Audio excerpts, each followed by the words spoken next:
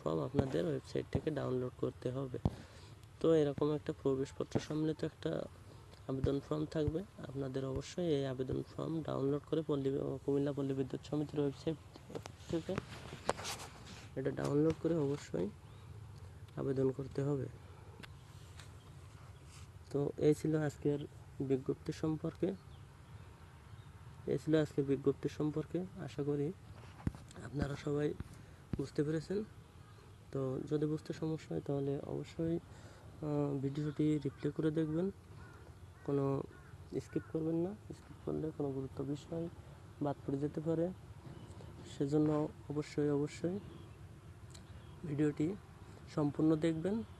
এবং এরকম ধরনের আরও বিভিন্ন নিয়োগ বিজ্ঞপ্তি সম্পর্কে জানতে, বিভিন্ন নোটিশ সম্পর্কে জানতে অবশ্যই এসআর টিএসবিটি চ্যানেলটি সাবস্ক্রাইব করবেন, পাশে থাকবেন। ধন্যবাদ সকলকে। আসসালামু আলাইকুম।